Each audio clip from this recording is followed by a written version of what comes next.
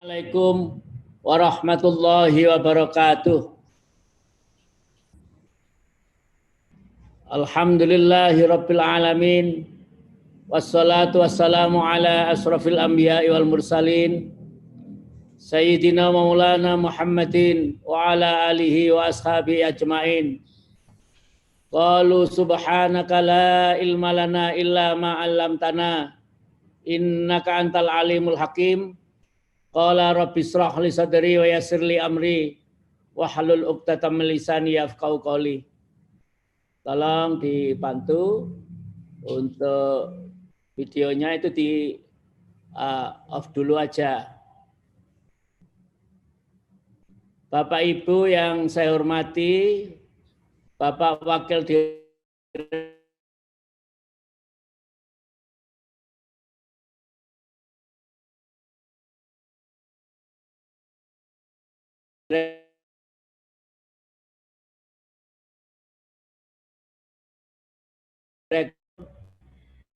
Ketua Studi Jalan khususnya Kabupaten Lumajang, Bapak-bapak dari Dinas Kominfo, Bapak Ibu dari Dinas Lembaga Pemerintahan Daerah, saudara-saudara sekalian yang saya hormati, alhamdulillah sebagai Direktur Pasca Sarjana yang di situ ada Pusat Studi Jawa Timur, kami mengucapkan terima kasih atas inisiatif ini dengan harapan kita bisa mengupdate, mendiskusikan, dan juga memberikan pencerahan terhadap perbaikan sistem dan tata kelola pemerintahan. Pada kesempatan yang pertama ini, kami bergembira menerima tema digitalisasi potensi daerah dengan lokus digitalisasi potensi daerah di Kabupaten Lumajang, salah satu dari kabupaten di Jawa Timur di 38 kabupaten yang sedang on progress membenahi diri dan juga meningkatkan digitalisasinya. Kalau di dalam ilmu administrasi negara, ilmu pemerintahan, dan yang kita kenal dengan e-government atau smart government atau smart governance, e-government dan smart governance. Mohon izin saya juga ingin menyampaikan paparan beberapa hal terkait dengan diseminasi dari informasi publik termasuk potensi daerah. Bagi saya secara teori, sukses pemerintahan itu hanya ada 4. Yang pertama, kepemimpinan pemerintahan. Kepemimpinan pemerintahan yang pertama ini diisi oleh bupati, wali kota, atau gubernur yang smart, yang memiliki keinginan kuat untuk merealisasikan pembangunan. Jadi kalau ada daerah maju, pasti pemimpinnya yang bagus. Itu 80% faktor kepemimpinan itu. Sampai 80% faktor sukses kepemimpinan. Yang kedua adalah birokrasi yang berubah. Dalam teorinya, birokrasi yang berubah, yang menyesuaikan diri dengan lingkungan eksternalnya, itu adalah pemerintahan yang sukses. Yang ketiga, faktor kunci 1 di antara nomor 3 dari 4 faktor sukses adalah kuatnya keuangan daerah dan juga kuatnya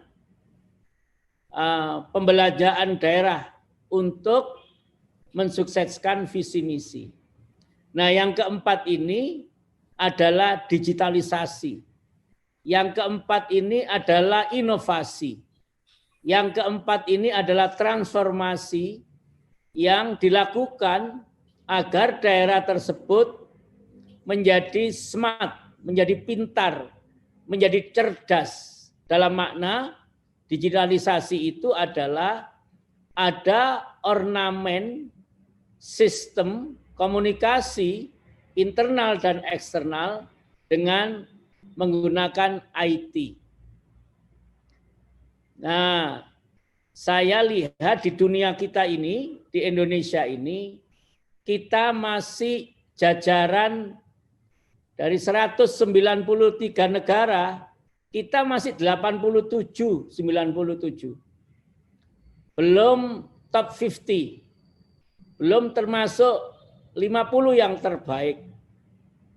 Digitalisasi itu dimulai dari keputusan Presiden dengan melalui satu data Indonesia. Yang itu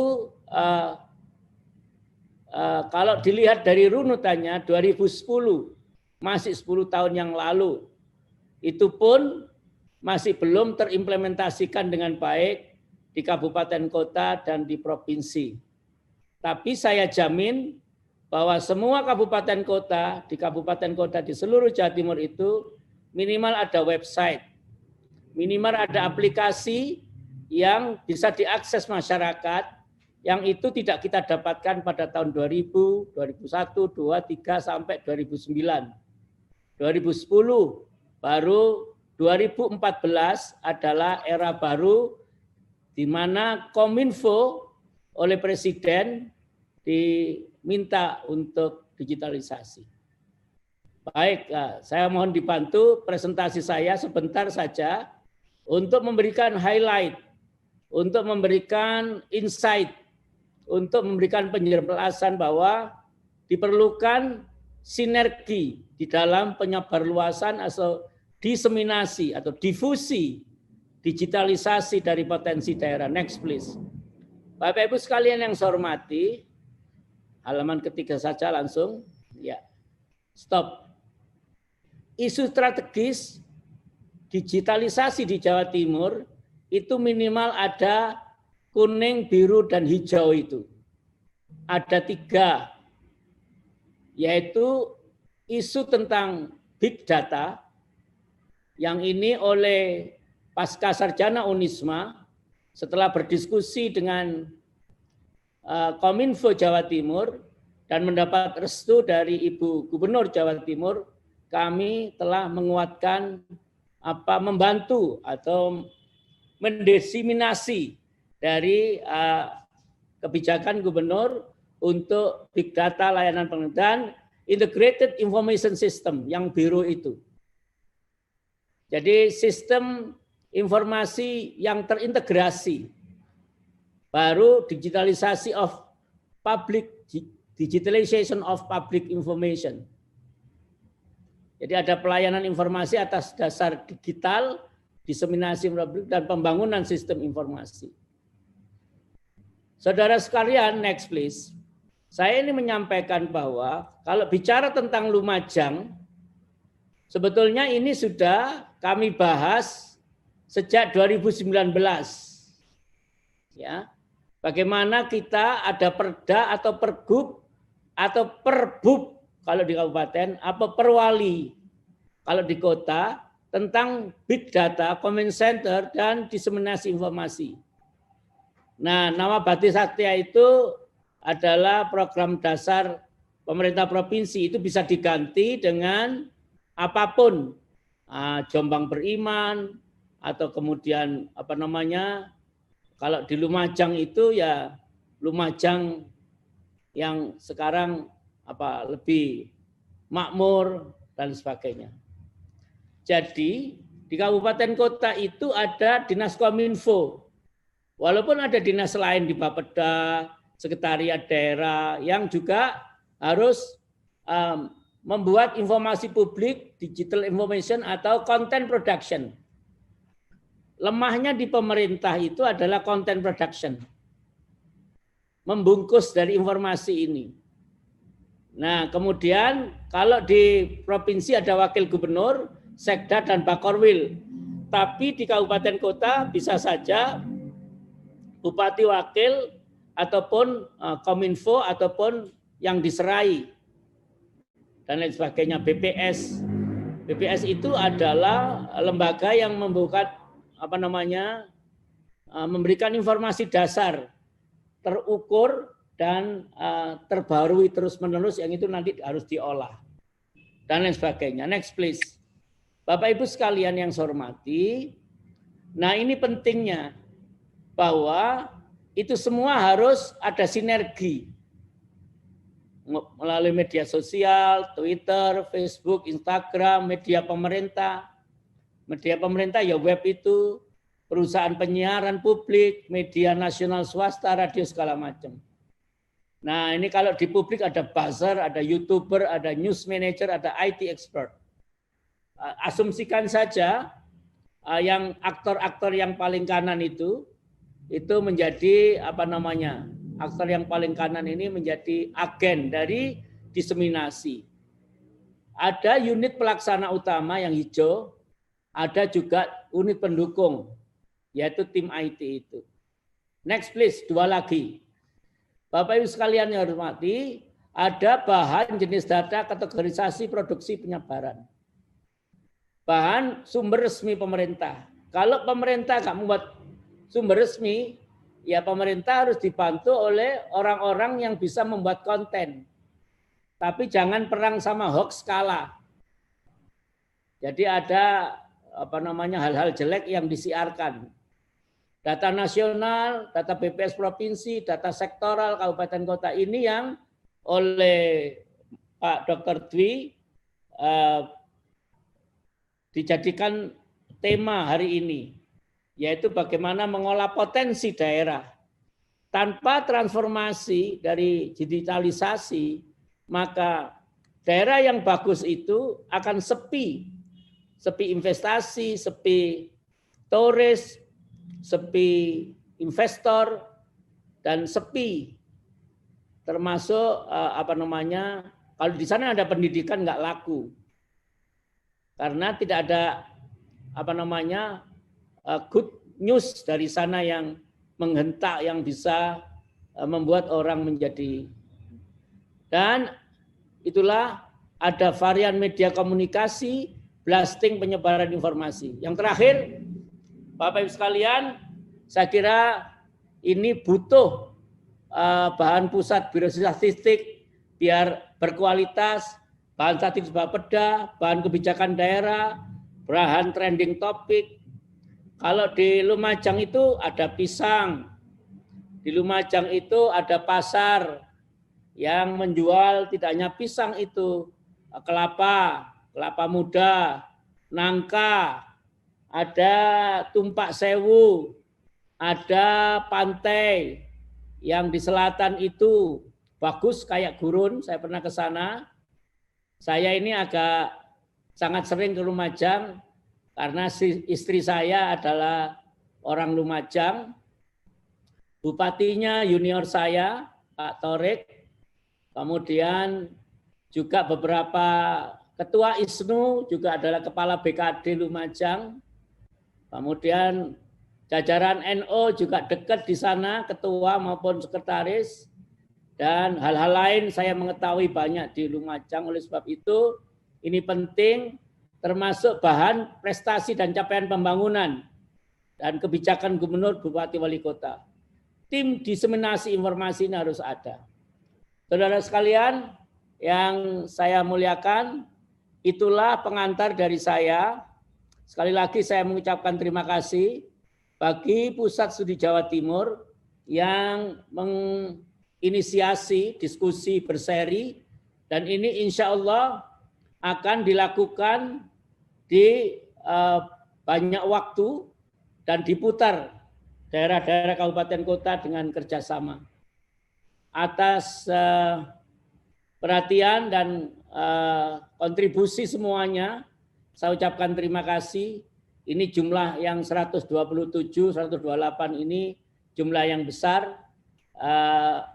Enaknya kalau Zoom itu alhamdulillah Pak Dwi sama Pak Rulam tidak keluar teh, kopi, tidak atau bungkusan tidak keluar. Nah, ini manfaat dari situasi Zoom semacam ini. Terima kasih, selamat bekerja, sukses selalu. Wallahul muwaffiq ila aqwamit thoriq. Wassalamualaikum warahmatullahi wabarakatuh. Kami sampaikan terima kasih kepada beliau Profesor Mas'ud Said selaku Direktur Pasca Sarjana. Acara selanjutnya yakni doa dan penutup. Marilah kita tutup pembukaan seminar pada siang hari ini dengan bacaan surat Al-Asr bersama-sama. Bismillahirrahmanirrahim. Wal asri innal insana lafi khusrin illal ladzina amanu wa amilus solihati wa tawassaw bil haqqi wa tawassaw bis sabr. Demikian dari kami selaku pembawa acara. Kami mohon maaf sebanyak-banyaknya apabila ada kesalahan yang kami sengaja ataupun tidak kami sengaja. Demikian dari kami. Wallahul muwaffiq ila aqwamit thoriq. Wassalamualaikum warahmatullahi wabarakatuh. Selanjutnya acara webinar pada siang hari ini akan dipandu oleh beliau Bapak Dr. Dwi Fitri Wiono. Beliau Bapak Dr. Dwi Fitri Wiono adalah Kepala Pusat Studi Jawa Timur di Pasca Sarjana Unisma. Beliau adalah peneliti yang unggul di bidangnya, terutama dalam bidang manajemen pendidikan. Kepada beliau, Bapak Dr. Dwi Fitri Wiono, kami persilahkan. Terima kasih, Mas Aliul. Bisa didengar suara saya, nggih, Mas? Bisa. Oke, siap. Baik, Assalamualaikum warahmatullahi wabarakatuh. Waalaikumsalam warahmatullahi wabarakatuh. Selamat siang, salam sejahtera bagi kita semua. Waalaikumsalam warahmatullahi wabarakatuh. Oke.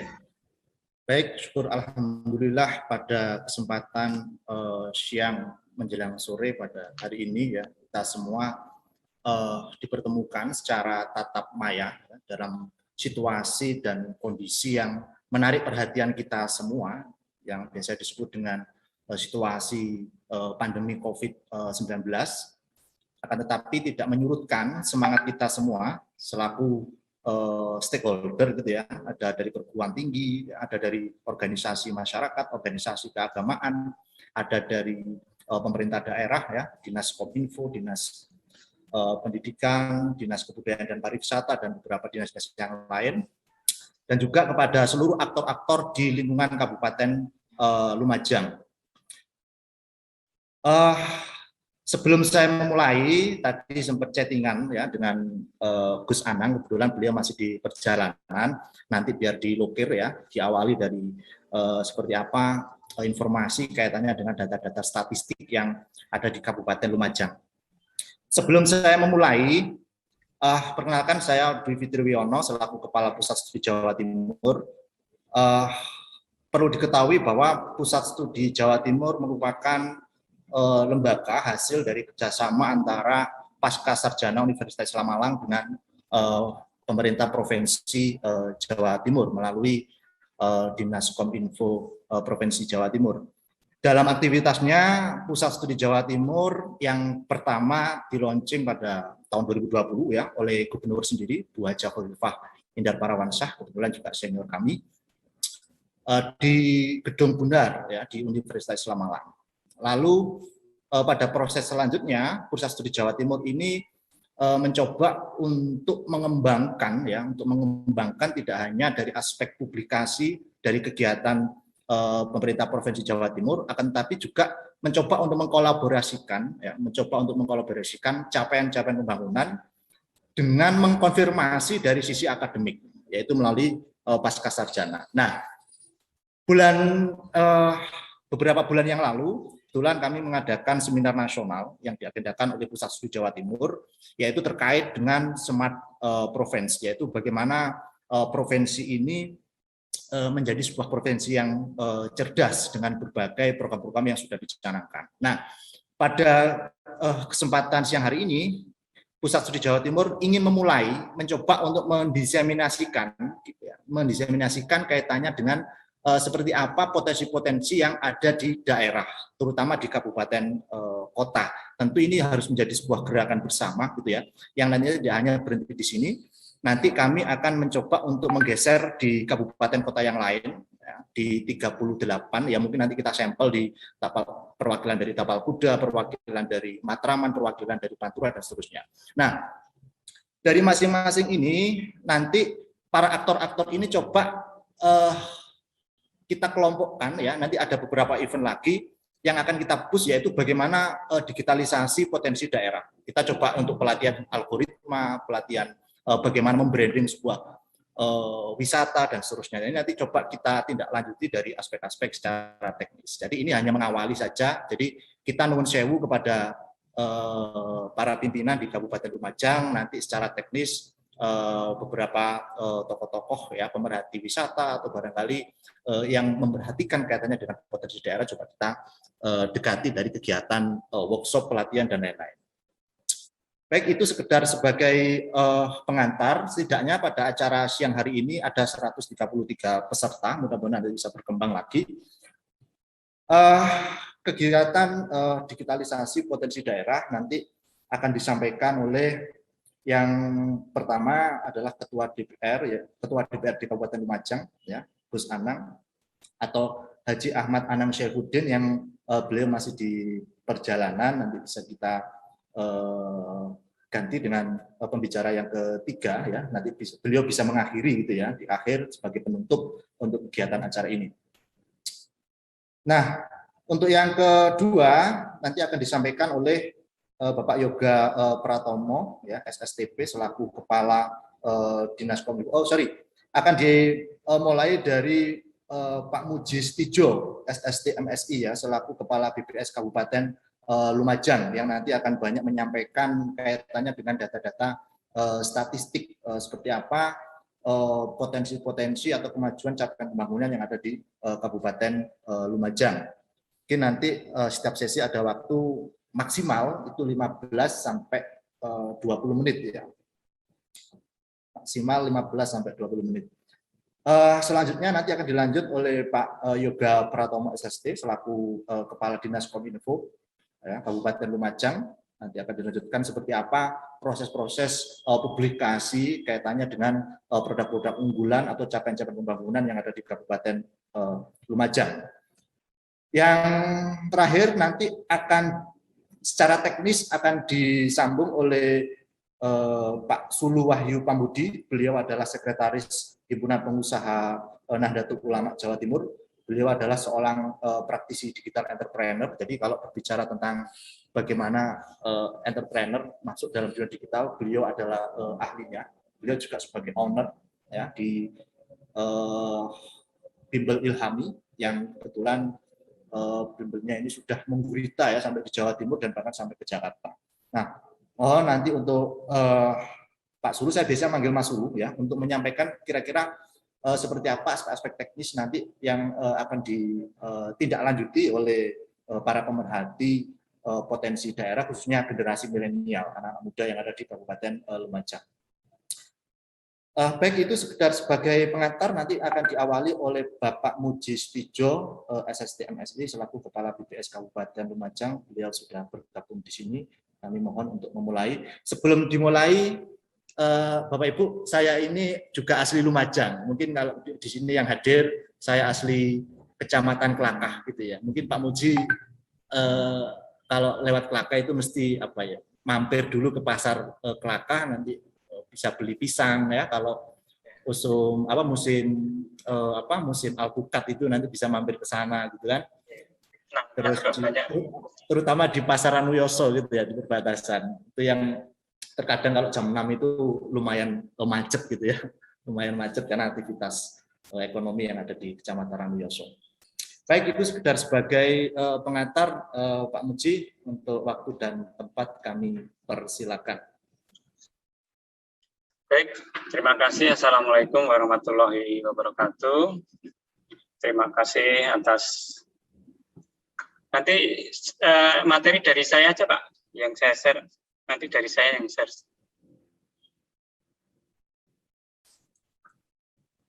Oke, siap.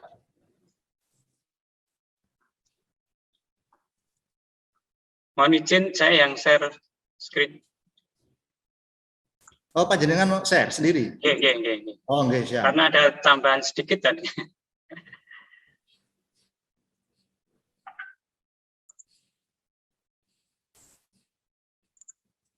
Oh, sudah ya.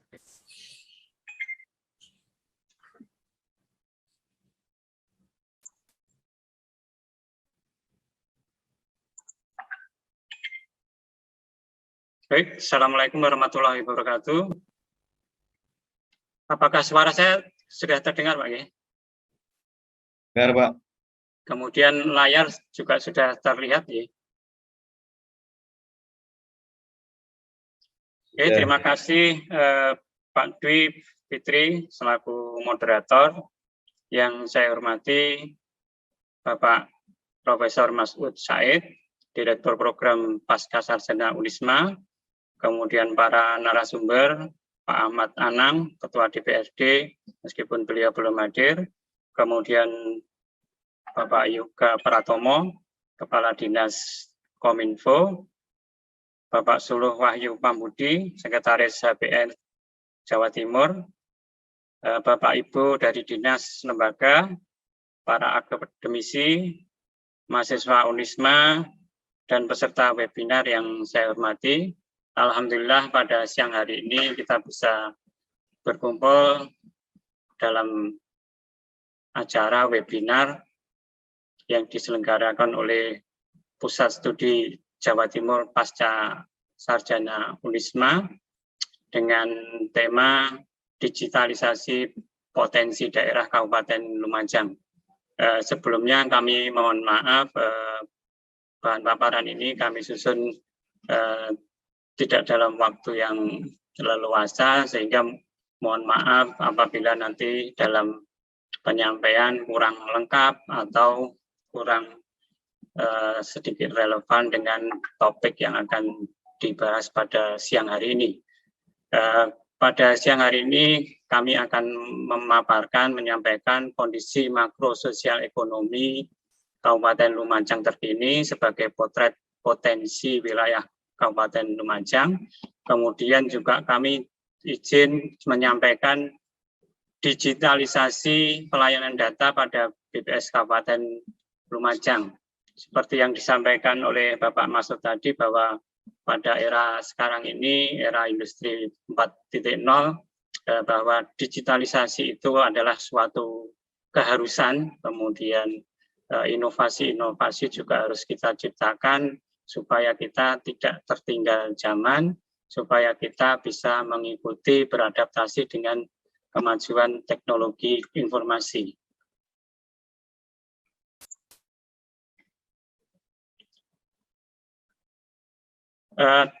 Indikator sosial ekonomi pertama yang ingin kami tampilkan yaitu IPM Kabupaten Lumajang.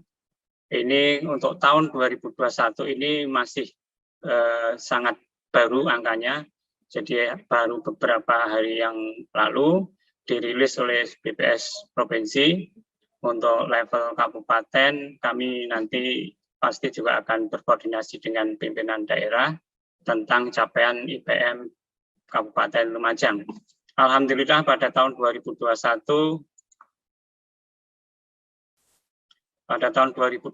IPM Kabupaten Lumajang naik signifikan dari 6.546 pada tahun 2020 menjadi 66,07 atau naik sekitar 0,61 poin. Kenaikan ini signifikan lebih tinggi daripada kenaikan tahun lalu. Kemudian bila kita lihat komponen IPM-nya secara total 66,67, umur harapan hidup saat lahir adalah 70,21 tahun.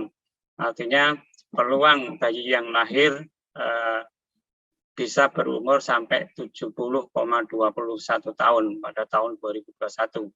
Kemudian harapan lama sekolah di Kabupaten Lumajang secara rata-rata 11,8 tahun, kemudian rata-rata lama sekolah 6,67 tahun. Pengeluaran per kapita pada tahun 2021 sebanyak Rp9.200.000. Posisi Kabupaten Lumajang untuk IPM memang kurang menggembirakan. Ini PR bagi kami di Kabupaten Lumajang, kemudian Bapak Bupati, Wakil Bupati, dan para pemangku kebijakan di Kabupaten Lumajang sangat konsen untuk menaikkan IPM, kemudian kalau memungkinkan juga akan meningkatkan peringkat. Alhamdulillah pada tahun 2021 ini atas kerja keras para pemangku kebijakan di Kabupaten Lumajang, pertumbuhan IPM Kabupaten Lumajang mencapai level yang tertinggi kedua setelah Banyuwangi. Jadi kalau dibandingkan tahun 2020 IPM Kabupaten Lumajang naik 0,932%. Ini adalah kenaikan yang cukup tinggi ya dibanding dengan kabupaten kota lainnya. Dengan kondisi seperti ini, apabila bisa dipertahankan pertumbuhan tinggi pada tahun depan, insya Allah peringkat dan otomatis juga IPM Kabupaten Lumajang akan mencapai level yang lebih tinggi. Kemudian kondisi ketenaga kerjaan, jumlah penduduk usia kerja sejumlah 837.424 orang, di mana 66%-nya atau 554 orang merupakan angkatan kerja, kemudian 34%-nya atau 283.000 orang bukan angkatan kerja. Dari 66% angkatan kerja, terdapat 534.000 orang yang bekerja, sementara yang tidak bekerja atau sebagai pengangguran 19.000 orang. Kemudian bagaimana kondisi kemiskinan di Kabupaten Lumajang? Pada tahun 2020 kita tahu pandemi pertama kali terjadi di Indonesia dan di dunia, kemudian di Lumajang juga terdampak juga COVID. Ini juga mengakibatkan jumlah penduduk miskin meningkat. Jika kita lihat tren mulai 2012 lalu turun sampai 2019 98.000. Namun ketika pandemi melanda, jumlah penduduk miskin naik ke level 102.000. Nah, secara persen juga naik dari 9,49% menjadi 9,83%. Nah, bagaimana kondisi ekonomi Kabupaten Lumajang? Seperti terjadi juga secara nasional, pertumbuhan ekonomi Kabupaten Lumajang tahun 2020 terkontraksi. Ini pasti kita tahu karena disebabkan oleh COVID ya. Jadi pada tahun 2020 pertumbuhan kita terkontraksi atau minus 2,79 dari 2019 yang mencapai 4,61%. Namun sinyal perekonomian Kabupaten Lumajang akan rebound pada tahun 2021 ini bisa kita amati dari ekonomi Jawa Timur, di mana rilis beberapa hari yang lalu juga sampai September 2021 ekonomi Jawa Timur sudah tumbuh 3,20%. Artinya secara provinsi Jawa Timur sampai triwulan 3 itu sudah mencapai 3,20. Artinya secara total nanti tahun 2021 dipastikan akan tumbuh positif. Nah, ini juga diyakini Kabupaten Lumajang akan juga ekonominya rebound juga, akan balik arah ke pertumbuhan yang positif. Kemudian kalau kita dalami, ada pertumbuhan tertinggi di lapangan usaha. 3 pertumbuhan tertinggi pada tahun 2020 dialami jasa kesehatan dan kegiatan sosial, kemudian informasi dan komunikasi, kemudian pengadaan air. Untuk informasi komunikasi ini sangat didorong oleh maraknya pada tahun 2020 ketika pandemi, acara-acara secara virtual. Kemudian ketika pandemi melanda, ini jasa kesehatan juga terdongkrak karena banyaknya masyarakat yang datang ke layanan kesehatan. Kemudian kontributor tertinggi pada lapangan usaha, yaitu yang pertama pertanian, mencapai 35,29%, kemudian industri mencapai 20,559 dan perdagangan. Nah, secara rinci dari 17 lapangan usaha bisa terlihat pada layar. Untuk pertumbuhan ekonomi secara umum semua mengalami pertumbuhan minus, mulai dari pertanian, industri, perdagangan. Namun ada 6 lapangan usaha yang mengalami pertumbuhan positif, yaitu informasi dan komunikasi, kemudian jasa pendidikan, real estate, jasa keuangan dan asuransi, kemudian jasa kesehatan dan kegiatan sosial, kemudian pengadaan air. Ini struktur atau komposisi perekonomian Kabupaten Lumajang, tertinggi pertanian, kemudian industri pengolahan, perdagangan, dan seterusnya.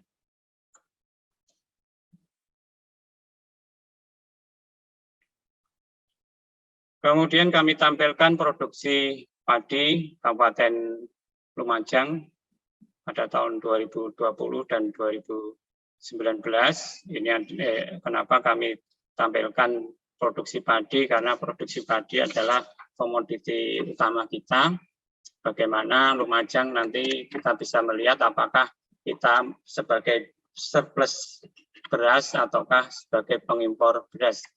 Sampai tahun 2020 produksi beras, produksi padi kita mencapai 290.688.000 ton atau naik 2,393% dibanding tahun 2019. Ini siklus secara bulanan bisa kita lihat, panen raya terjadi pada bulan April, kemudian Agustus. Ya, ini posisi Kabupaten Lumajang dari di antara 38 kabupaten penghasil padi. Yang pertama adalah Lamongan, kemudian Lumajang posisi pada pertengahan, kita menghasilkan 290.000 ton beras, kenaikan 2,39%. Jadi pada tahun 2020 ada beberapa kabupaten kota yang mengalami penurunan produksi, namun alhamdulillah Kabupaten Lumajang mengalami kenaikan produksi sebanyak 2,39%. Kemudian ini produksi beras, hasil konversi dari produksi padi ke beras, kita bisa melihat pada tahun 2020 produksi beras mencapai 166,98.000 ton atau naik 2,39% dibanding tahun 2019 yang mencapai 163,08% ton. Kemudian ini siklus per bulan produksi beras Kabupaten Lumajang. Setelah kita hitung produksi beras dengan konsumsi beras penduduk Kabupaten Lumajang, jadi produksi beras kita mencapai 166,98 ribu ton, kemudian yang dikonsumsi oleh penduduk Kabupaten Lumajang 111,26 ribu ton, maka terjadi surplus beras sebanyak 55,72 ton. Artinya Kabupaten Lumajang ini sebagai pengekspor beras baik ke kabupaten lain maupun ke provinsi yang lain. Nah, ini posisi produksi padi di wilayah sekitar. Kita bisa melihat Kabupaten Jember, kemudian Kabupaten Lumajang, itu di atas Kabupaten Malang, kemudian di atas Kabupaten Pasuruan, dan di atas Kabupaten Probolinggo.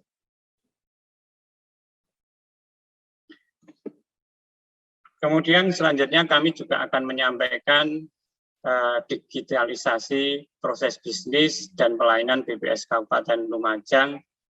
Kami sebagai satuan kerja, sebagai instansi pemerintah juga dituntut untuk berubah, untuk berinovasi, baik kegiatan lapangan, kegiatan pengolahan, maupun pada pelayanan data di BPS Kabupaten Lumajang. Nah, ini beberapa informasi atau dokumentasi proses digitalisasi pada kegiatan lapangan kami. Untuk peta blok sensus kami punya peta pada wilayah terkecil yang namanya peta blok sensus. Kalau dulu harus kami gambar, nah sekarang ini sudah digital, sudah berbentuk digital, sudah ada file di PC atau di laptop, kemudian kalau dibutuhkan kita tinggal print, kalau dulu harus menggambar manual. Nah, kemudian untuk pencacahan lapangan juga ada beberapa yang sudah dilakukan dengan proses digitalisasi, yaitu menggunakan handphone. Ini prapemutakhiran sensus penduduk, kemudian ini juga pelaksanaan kegiatan lapangan, pendataan kerangka sampel area, jadi pemotretan kondisi sawah, apakah sedang ditanami padi atau sedang ditanami tanaman yang lain. Kemudian survei pertanian terintegrasi juga menggunakan, kalau kami aplikasinya namanya ICS, yang sudah terinstall di handphone. Kemudian untuk pelayanan data, kami juga sudah berintegrasi ke online atau digital.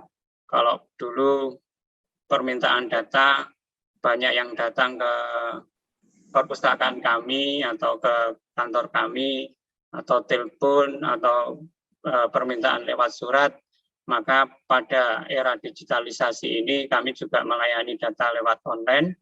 Yang pertama yaitu tentunya website. Jadi untuk adik-adik mahasiswa Unisma ini silakan berkunjung ke website kami. Di sana tersedia banyak data, banyak publikasi.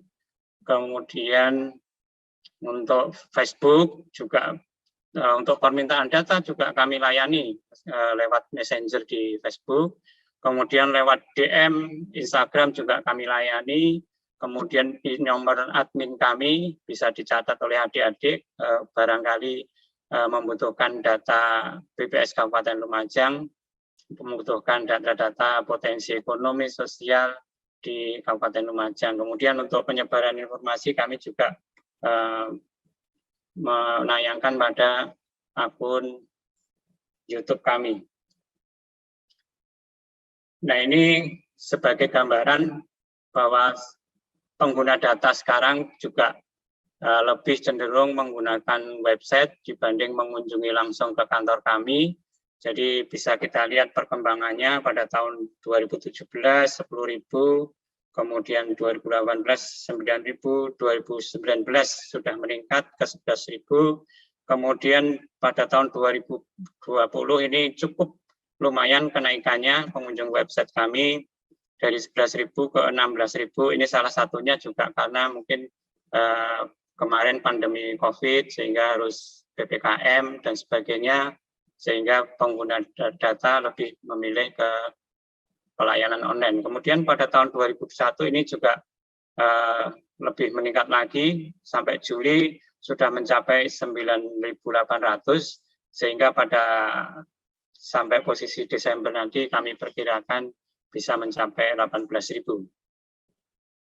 Nah, ini adalah inovasi kami untuk meningkatkan pelayanan data lewat digital, lewat online. Jadi kami menciptakan aplikasi berbasis Android yang bisa diinstal di HP nanti. Aplikasi itu kami namakan Warta Semeru. Semeru kami ambil dari nama gunung. Warta itu singkatan dari warung data. Semeru singkatan dari strategi menyeluruh, ringkas, dan up to date. Nah, untuk bisa menginstal aplikasi Warta Semeru ini nanti kami unggah di Google Play Store, namun pada saat ini masih pada tahap verifikasi oleh Google.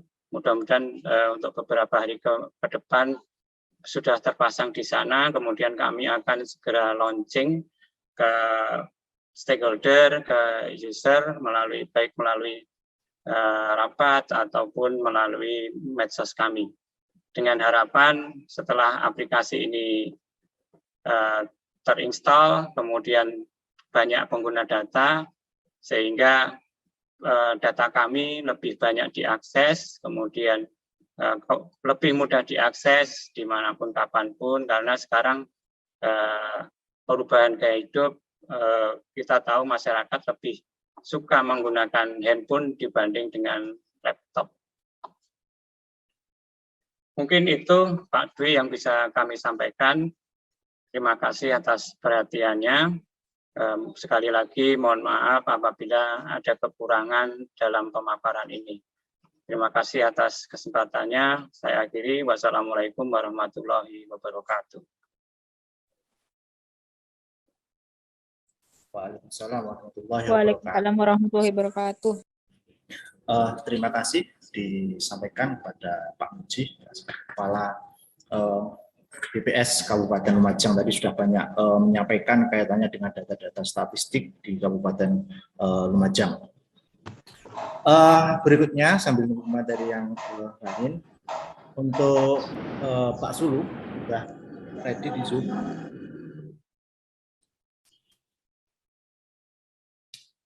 Mas Sulu.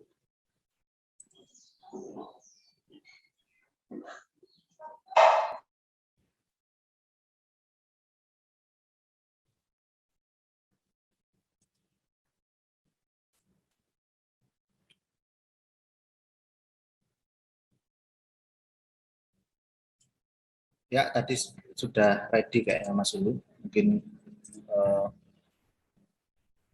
masih menyiapkan kaitannya dengan ini tatap mayanya.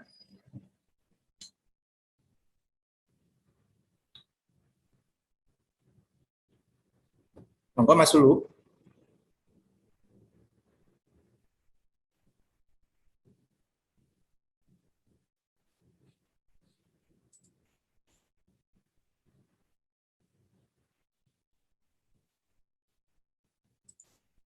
Mas Sulu bisa di-unmute tim Pasca.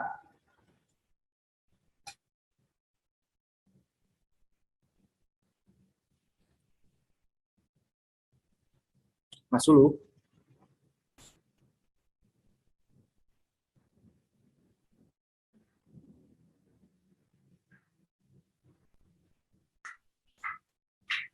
Informasi Pak Dwi, ini Pak Suluh sudah bisa meng-unmute dirinya sendiri, barangkali masih ada aktivitas lain barangkali.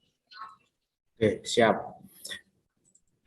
Baik, sudah berada di tengah-tengah kita, mungkin Gus Anang bisa menyampaikan beberapa hal terkait dengan potensi kabupaten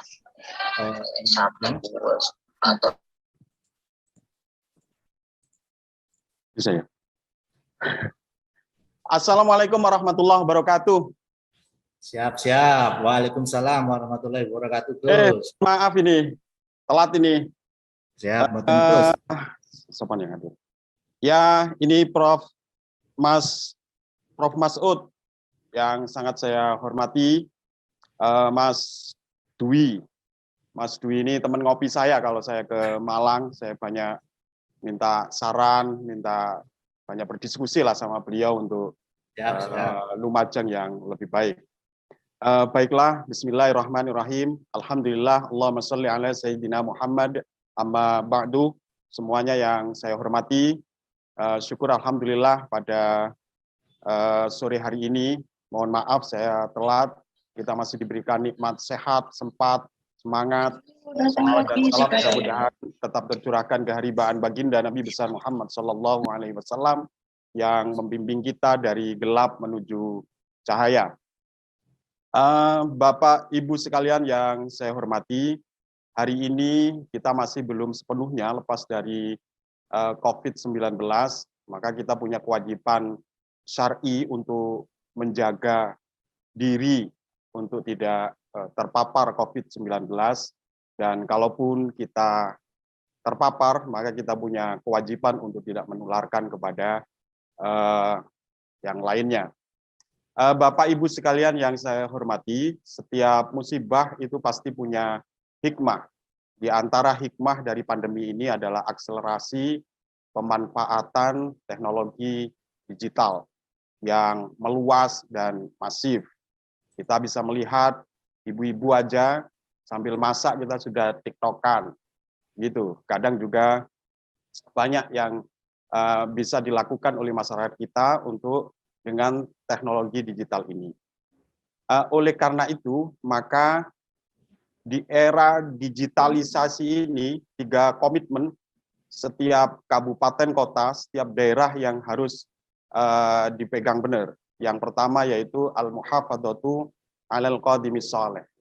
Tetap melestarikan budaya-budaya lama yang yang baik. Dan seperti satu misal, kalau di Lumajang, orang Tengger harus tetap menjadi Tengger. Walaupun misalnya digitalisasi ini sudah menghilangkan sekat-sekat antar bangsa, antar negara, karena memang kita dalam keadaan borderless. Apa yang terjadi di Amerika, apa yang terjadi di Eropa, Thailand, Singapura, dan seterusnya, pasti akan berpengaruh terhadap Indonesia, pasti akan berpengaruh terhadap Lumajang. Itu yang harus diugemi kita sebagai masyarakat di daerah. Terutama misalnya mobilisasi atau produk-produk yang tidak jelas kehalalannya itu harus benar-benar kita jaga. LGBT itu pun budaya-budaya yang akan masuk pada kita itu harus benar-benar bisa ditolak dan tidak boleh menjadi budaya masyarakat Lumajang. Kemudian komitmen yang kedua, al-akhdu bil jadidil aslah. Jadi kita tidak boleh ambigu. Maka kebaruan ini adalah satu keniscayaan yang tidak bisa dihindari. Yang tidak bisa dihindari. Oleh karena itu, maka modernisasi atau digitalisasi harus dilakukan oleh semua OPD. Oleh semua OPD, ngurus KTP, amrih gampangi, kemudian tidak susah mengakses semua data tentang Kabupaten Lumajang, bagaimana pariwisata itu bisa dikampanyekan melalui media sosial, itu harus dilakukan. Hari ini Lumajang sudah berbeda dari 3 tahun yang lalu. Itu pun karena memang ada pola kepemimpinan solidarity maker yang dilakukan oleh Bupati Lumajang itu sangat luar biasa. Karena memang birokrasi yang kuat, kepemimpinan yang kuat, dan solidaritas masyarakat, partisipasi publik itu seperti 2 sisi mata uang yang tidak terpisahkan, karena kemajuan daerah itu ya dari sisi itu, pemerintahan yang kuat, kepemimpinan yang kuat, kemudian ditunjang dengan partisipasi publik yang tergelorakan dengan baik. Misalnya di Lumajang itu hari ini ada kali yang dulu jadi babakan, kali orang untuk ngedusi sapinya, hari ini sudah disulap oleh masyarakat, oleh pemerintah desa setempat menjadi kali sejuk yang itu berpotensi menjadi pariwisata dan akan menumbuhkan perekonomian di persekitarannya.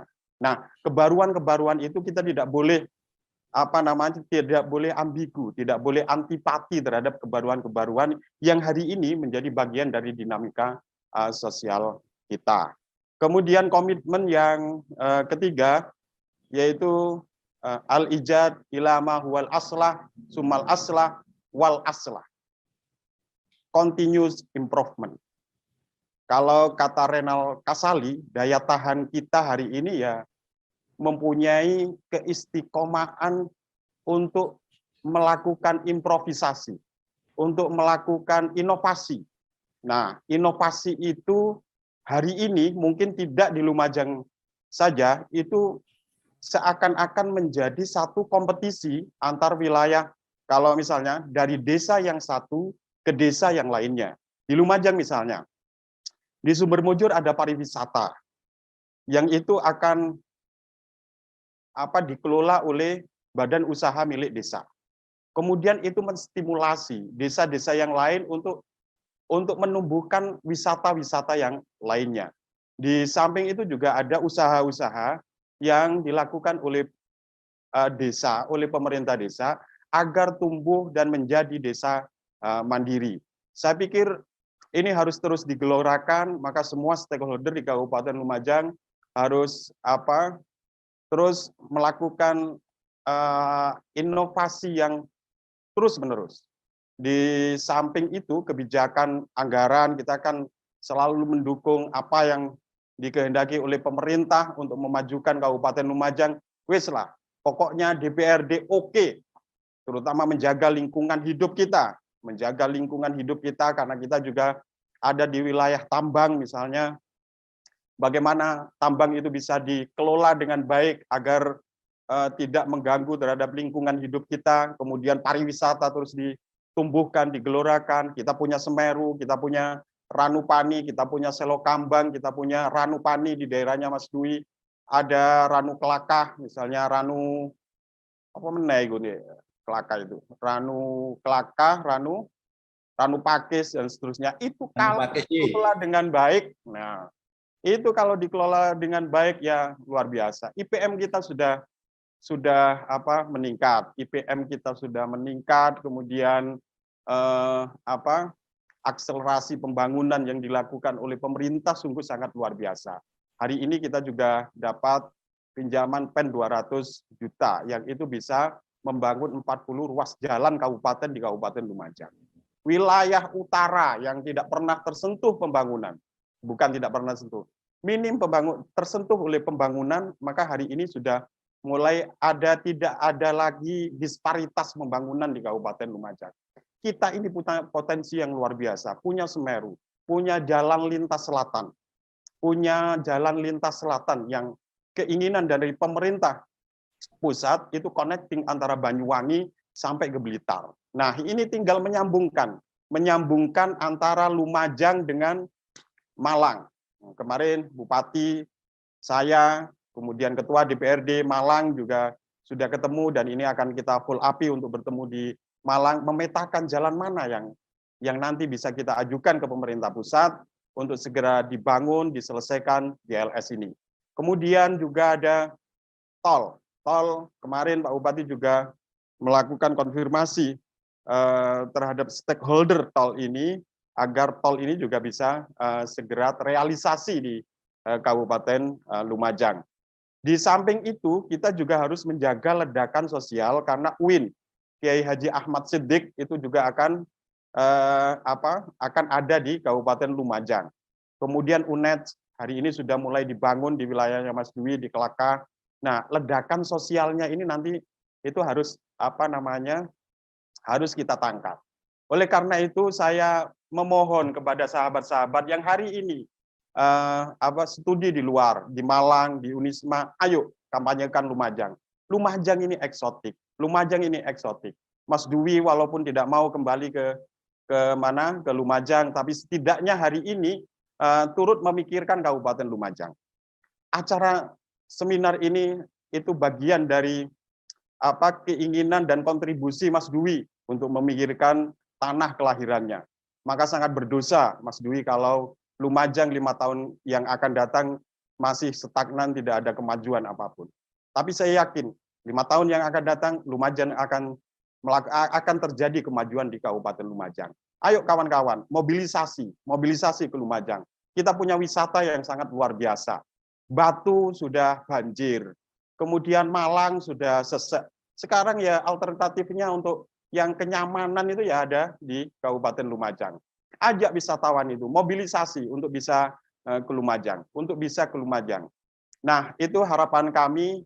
Ayo kita bersinergi semuanya kawan-kawan yang hari ini berstudi, melakukan studi di luar, di Malang, di Surabaya, dimanapun kalian, kampanyekan Lumajang. Lumajang eksotik, Lumajang hari ini sudah berbeda dari 3 tahun yang lalu. Kita punya Pura Mandaragiri, ini kita lagi mengkonsep pertemuan Hindu sedunia. Kalau itu ditempatkan di Kabupaten Lumajang, walaupun kita belum punya akomodasi yang memadai, karena belum punya hotel bintang 3 dan seterusnya, tapi setidaknya kan bisa kita siapkan rumah masyarakat untuk bisa ditempati. Itu kan akan membantu perekonomian masyarakat dan seterusnya dan seterusnya. Saya pikir ini mohon maaf saya pikiran saya Mas Dwi itu masih minggu yang akan datang, sehingga mohon maaf kalau hari ini kami tidak membuat materi tertulis. Mungkin kita bisa sambung dengan diskusi pada sesi-sesi berikutnya. Mohon maaf. Wallahul muwaffiq ila aqwamit thoriq. Wassalamualaikum warahmatullahi wabarakatuh. Waalaikumsalam warahmatullahi wabarakatuh. Sebelum ditutup ke sana, Waalaikumsalam warahmatullahi lagi wabarakatuh. ada Mas Sulu, ini beliau juga ahli digitalisasi entrepreneur, barangkali nanti bisa sharing-sharing kaitannya dengan bagaimana membangun digitalisasi potensi yang ada di Kabupaten. Oke, Mas Sulu, ayo bawa investor ke Lumajang, Mas Sulu. Kita belum punya hotel bintang 3, Mas Sulu. Kita belum punya hotel bintang 3, ada potensi pariwisata yang itu sangat-sangat membutuhkan investor. Karena rata-rata investor yang masuk ke Lumajang itu yang dibidik cuma galian C saja. Nah, itu masa lalu lah. Tambang itu masa lalu. Masa depan kita hari ini adalah pariwisata. Harus kita majukan bersama. Saya berharap Mas Sulu bisa banyak membawa investor untuk bisa bikin hotel bintang 3 di Kabupaten Lumajang. Siap, Gus. Oke, KTP saya masih Lumajang, Gus. Iya, KTP saya masih Lumajang. Siap. Cocok beliau ini ya, jadi calon bupati tahun-tahun berikutnya. Terima kasih, Gus. Baik, berikutnya untuk Mas Suluh kami persilahkan untuk seperti apa kira-kira roadmap atau mungkin gagasan-gagasan yang bisa dikembangkan di Kabupaten Lumajang. Kami persilakan langsung Mas Suluh. Oke, Assalamualaikum warahmatullahi wabarakatuh. Assalamualaikum warahmatullahi wabarakatuh. Jelas ya? Jelas ya suaranya Mas Dwi? Jelas banget. Jelas Mas Suluh. Halo Pak Anang, ketemu lagi. Kemarin terakhir kita ketemu pelantikan HPN Lumajang. Alhamdulillah. Belum sempat ngobrol banyak karena hujan. Iya betul. Tapi berkah itu Mas Makruf itu pelantikan habis itu pas. Iya. Mas barangkali bisa menyapa Prof. Ada Gus Anang di sini Prof. Monggo. Prof Masud. Enggih, siap. Prof Masud, kita BIMTEK selalu menggunakan Unisma, Prof. Iya. Kita BIMTEK selalu menggunakan Unisma, Prof. BIMTEK DPRD Kabupaten Lumajang selalu bekerja sama dengan Unisma, Prof. Nggih, mohon bimbingan terus, Prof. Mantap. Salam takdim. Mantap Pak Ketua. Mantap. Nggih, salam takdim. Baik, monggo Mas Suluh. Oke, Assalamualaikum warahmatullahi wabarakatuh. Yang kami hormati guru kami, Prof. Masud Said. Yang kami hormati dosen-dosen kami di Pasca Sarjana Unisma. Saya ini S2 Unisma, Mas Dwi. Tadi belum lulus ini. Oke. Alhamdulillah sekarang kami diamanai sebagai Sekretaris Himpunan Pengusaha Nahdliyin Jawa Timur. 2 minggu yang lalu pelantikan HPN Lumajang ya, silaturahim sama Mas Anang, Mas Bupati, Bunda Wakil Bupati, dan ada kayaknya tadi Ketua HPN Lumajang, Mas Makruf Nidom ya. Hadir. Siap. Jadi saya menggarisbawahi nggak usah materi banyak-banyak. Dari yang disampaikan Prof. Masud, kemudian Pak Muji, kemudian Pak Anang, Ketua DPR, keywords-nya adalah sinergi dan kolaborasi. Saya sudah menikmati pendopo barunya taman pendoponya Lumajang, benar. Jadi Lumajang sekarang memang masa depannya pariwisata ya. Pendoponya keren. Jadi belum sempat ngobrol lama sih sama Pak Anang, cuma kemarin sudah sempat ya rokok-rokokan sebentar ambil ngopi, belum hujan. Asik sekali. Jadi saya setuju, jadi untuk Lumajang ini kalau future-nya adalah wisata, saya kira menarik jadi alternatif. Kebetulan akhir bulan ini HPN Jawa Timur kolaborasi dengan Unisma, keyword-nya sekali lagi sinergi dan kolaborasi ya. HPN Jawa Timur dan kolaborasi dengan Unisma akan mengadakan HPN Business Forum. Jadi Business Forum di Unisma, kita ngundang banyak pemateri. Tema utamanya kita adalah recovery ekonomi pasca pandemi. Beberapa menteri kita undang yang alhamdulillah hari ini sudah konfirmasi, Gus Halim, kemudian Gus Halim Menteri PDT ya, kemudian Pak Suharso Mono Arfa, Menteri Bappenas, kemudian Pak Erlangga, Menko Perekonomian, kemudian Teten Mas Duki, Menteri UMKM. Kalau Teten itu sampai hari ini sudah konfirmasi, kalau tidak terjadi hal yang sangat luar biasa, pasti hadir. Nah, artinya apa? Tanggal 26 sampai 28 ini. Artinya apa? Keywords-nya pas ketemu KB, sapi. Jadi keywords-nya adalah sinergi dan kolaborasi. Soal investor ke Lumajang, Pak Anang, sangat memungkinkan. Nanti kapan kita survei, wes? Karena kebetulan kemarin bendara kita juga hadir di Lumajang ya, bendara HPN Jatim dan beberapa tim HPN Jatim. Di Malang kita punya wakil bendara Jatim itu namanya Abah Joni ya. Abah Joni itu buka kafe. Karena saya praktisi nggak usah teorinya nanti di slide aja sih, sekedar pengantar aja. Abah Joni itu buka kafe di masa pandemi. Namanya NK Cafe, Nendes Combat Cafe. Luasnya 3 hektar, total luasnya 11 hektar. Nah, saya kira strukturnya mirip dengan Lumajang lah, bisa diadop, bisa dikolaborasikan di sana. Itu pasca PPKM darurat kemarin, itu bahasa kerennya Pak Kepala BPS tadi, reboundnya luar biasa. Jadi 1 bulan itu omsetnya 1,5 miliar. Kafe itu, Pak. Kafe. Mas Nidom pernah tak ajak ke situ, Mas Makruf. Nah, itu bisa jadi inspirasi. Artinya, saya setuju dengan yang disampaikan Pak Anang tadi, bahwa Malang ini sudah agak penuh lah. Kreativitasnya bisa diadop ke Lumajang. Karena Lumajang, saya setuju, eksotik. Saya sebagai pengusaha sangat bersepakat ketika dari Bupati oke, DPR oke, siap wes, investor kapan kita ajak ke sana siap. Tanggal 26, 28 nanti saya undang Mas Anang, harus datang itu di Unisma. Nginepnya kita di Atria nanti bareng-bareng ngobrol. Itu saya ngundang banyak investor. Jadi HPN Jatim diskusinya hari ini selalu cuma 2 hal. 1, network, jaringan. 2, network, aset bersih. Jadi HPN Jatim sekarang lagi nata, para bendara dan wakil bendara itu network-nya rata-rata di atas 100 M. Jadi sebenarnya pakai investor internal, kalau bintang 3 saja, insya Allah ngatasi itu. Kombinasinya pasti ada Mas Makruf, dia juga pemain properti kan, keren lah Mas Makruf Nidom. Grand Zamzam itu perumahan terbesar lah di Lumajang, keren lah, salut aku ketua PC HPN Lumajang ini. Kolaborasi dengan Jatim, tak pikir apa yang bisa di-link and match-kan bisa tereksekusi dengan baik. Jadi digitalisasi itu tools, Pak. Jadi teknologi itu tools. Saya setuju dengan Pak Anang tadi bahwa soul-nya, jiwanya, karakternya, ya human, Pak. Jadi challenge kita di 4.0 ini bagaimana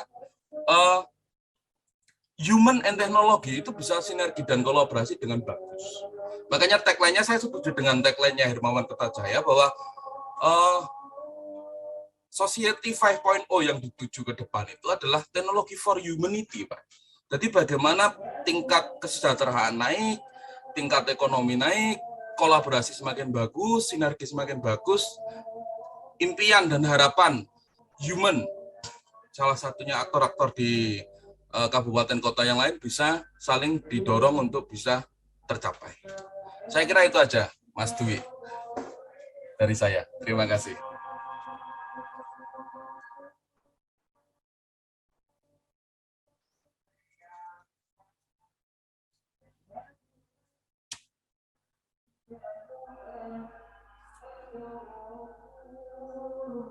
Suaranya Mas Dwi belum masuk. Baik, terima kasih kepada Mas Sulu, apa yang disampaikan tadi cukup menarik, termasuk Gus Anang. Baik, untuk sesi berikutnya barangkali dari audiens ada yang urun rembuk atau mungkin menanyakan kaitannya dengan seperti apa pola-pola digitalisasi yang ada di Kabupaten Lumajang, utamanya kaitannya dengan potensi daerah di Kabupaten Lumajang. Kami persilakan. Silakan barangkali bisa raise hand atau mungkin di forum chat. Monggo untuk para pemuda. Ya, kami mengundang di sini itu dari organisasi. Izin bertanya. Oh, nggih, monggo. Oke, terima kasih. Assalamualaikum warahmatullahi wabarakatuh. Waalaikumsalam warahmatullahi wabarakatuh. Disebutkan Mas nama dan perwakilan lembaganya. Nama kami Muhammad Syahwal Ali dari Komite Nasional Pemuda Indonesia Kabupaten Lumajang. Oke, izin ini ya, urun rembuk dan sekaligus bertanya. Terkait potensi wisata Kabupaten Lumajang, ini kami memandang bahwa ada potensi wisata yang luar biasa besar sekali, terutama dalam bidang wisata alam. Lah, tentunya yang kami pahami sampai hari ini, teman-teman organisasi kepemudaan di Kabupaten Lumajang itu memandang bahwa ada beberapa wisata yang memang secara konsep ini tidak sesuai dengan konsep-konsep wisata yang pada umumnya. Misalnya begini, B29 itu adalah konsep wisata alam yang dikomersilkan. Jadi ada beberapa wisata, jenis wisata yang kami pahami, yaitu wisata komersil. Misalnya kalau di Malang itu Jatim Park mungkin seperti itu. Kalau di Lumajang ya Selo Kambang mungkin itu ya yang menjadi wisata komersilnya. Nah, di lain itu ada yang namanya wisata alam. Yang kami pahami B29 ini ada kesalahpahaman terhadap penafsiran jenis wisata tersebut. Nah, kami harap nanti ke depannya pemerintah Kabupaten Lumajang agar lebih bisa memahami juga terkait jenis-jenis pariwisata ini agar bisa tepat sasaran. Misalnya kita bicara lagi tentang B29 itu hanya booming pada awalnya saja. Sempat beberapa tahun istilahnya sempat rame, tetapi pada akhir-akhir ini ya mungkin dampak pandemi juga, tetapi bukan itu saja faktornya. Yang kami pahami B29 hari ini mulai ditinggalkan pengunjungnya karena Kabupaten Lumajang terutama dalam pengelola wisata itu sendiri tidak mengedepankan asas-asas di mana di pengelola wisata itu mengenalkan kehidupan yang ada di wisata tersebut. Di B29 yang kita pahami hari ini wisatawan nyampe itu langsung diantar ke puncak. Nah ini kan dari sisi pengeluaran anggaran dari wisatawan itu sendiri itu hanya terbatas karena baru nyampe wisata langsung diantar ke tujuan utamanya. Nah di sana belum ada paket-paket pariwisata, misalnya dikenalkan dengan kebudayaan Tengger, dikenalkan dengan kebudayaan Argosari, masyarakatnya, pola pertaniannya, ini kan seharusnya lebih dikenalkan lagi.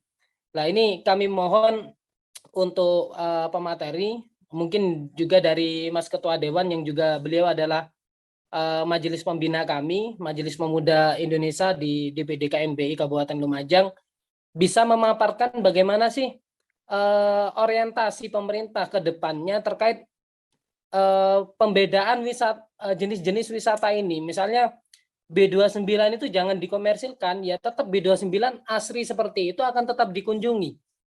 Karena kalau B29 ini di puncak banyak terjadi perubahan, maka mengurangi keasriannya. Kami khawatir itu akan berdampak pada wisata-wisata yang lain. Misalnya ke Ranukumbolo mungkin. Nah, Ranukumbolo itu tetap seperti itu akan tetap dikunjungi, tidak perlu ada perubahan atau apapun. Ranukumbolo akan tetap ramai, Semeru akan tetap ramai. Nah, ini ada beberapa lokasi wisata yang memang pada dasarnya di Kabupaten Lumajang ini ada pengelolanya ada sedikit kurang dalam pemahaman pengelolaan wisata itu sendiri. Mungkin itu ya gambaran dari kami, dan harapannya bagaimana sih orang luar memandang Kabupaten Lumajang, terutama dari unsur kepemudaan. Apakah orang-orang di luar kami hari ini atau orang Lumajang yang sekarang berproses di kabupaten yang lain memandang unsur kepemudaan di Kabupaten Lumajang apakah memiliki masa depan atau ada banyak hal yang perlu dibenahi? Misalnya apa saja? Kira-kira seperti itu. Terima kasih. Terima kasih disampaikan dari perwakilan dari KNPI Lumajang ya, cukup luar biasa dari gagasannya. Ya, setidaknya ada beberapa hal yang memang butuh direspon ini Gus, atau barangkali dari Mas Uluh atau mungkin narasumber yang lain, yaitu kaitannya dengan konsep wisata gitu ya. Jadi jangan sampai wisata yang ada di Kabupaten Malang itu cenderung dialihfungsikan gitu ya. Biarlah Ranukumbolo itu seperti itu, biarlah mungkin B29 seperti itu, agar toh nanti daya tariknya itu di kealamiannya, enggak gitu maksudnya. Terus tadi juga ada pertanyaan seperti apa outsider gitu ya, atau beberapa putra daerah yang beraktivitas atau berprofesi di luar Kabupaten Lumajang. Monggo barangkali Gus Anang bisa merespon sedikit. Ya, Prof. Masud, KKN di Lumajang semua, Prof. Biar bisa belanja masalah di berbagai daerah, di berbagai desa, dan itu bisa kita flow api dengan kebijakan-kebijakan kita di Kabupaten Lumajang, Prof. Mohon, Prof, untuk KKN bisa diarahkan, Unisma diarahkan ke Kabupaten Lumajang, Prof. Biar juga percepatan kita dapat informasi yang sejelas-jelasnya dari teman-teman mahasiswa yang ada yang KKN di daerah kami. Wisata di Kabupaten Lumajang, jalur satu-satunya pendakian Semeru itu di Lumajang. Setiap hari 700 sampai 800 pendaki. Tapi mereka hanya numpang kencing di Kabupaten Lumajang. Diantar oleh jeep ke Lumajang, kemudian naik, kencing, kemudian turun, kencing, dan pulang lagi. Kita tidak dapat apa-apa dari mereka. Nah, itu yang hari ini, bagaimana mereka bisa stay di Lumajang, kemudian kalau bisa sampai turun ke Lumajang, ini pelan-pelan juga ada Siti Sundari di Desa Burno yang menuju arah ke Ranupani. Itu diantaranya ikhtiar pemerintah untuk menangkap wisatawan para pendaki Semeru itu, orang yang mau ke Ranupani untuk bisa turun ke Lumajang. Setelah turun ke Lumajang, mereka menghabiskan uangnya di Lumajang. Beli sale pisang di Lumajang, kemudian makan di Lumajang, dan seterusnya, dan seterusnya. Nah, itu harapan kita, sehingga akan seirama dengan akses ekonomi yang kita dapatkan. Mungkin UMKM kita akan lebih berdaya dan seterusnya dan seterusnya. Nah, kemudian untuk konsep wisata, saya tidak punya basic akademis tentang wisata, tapi secara awam saja, Lumajang itu tidak diapa-apakan sudah eksotis. Lumajang dengan Lumajang yang asli aja itu eksotis. Tapi bagaimana Lumajang yang eksotis ini juga dihadiri, dikunjungi oleh para wisatawan. tidak muter orang Senduro ke Kelaka, orang Kelaka ke Senduro, tidak. Tapi bagaimana orang Malang, orang Bandung, orang terus terutama orang Eropa, orang Australia, orang Jerman, orang Amerika mau ke Lumajang. Tumpak Sewu misalnya, yang itu sudah dikunjungi oleh Wisman, wisatawan mancanegara. Ada rumah kayu di sana. Rumah kayu itu indennya bisa 2 bulan di persekitaran Tumpak Sewu. Coba bisa dibayangkan.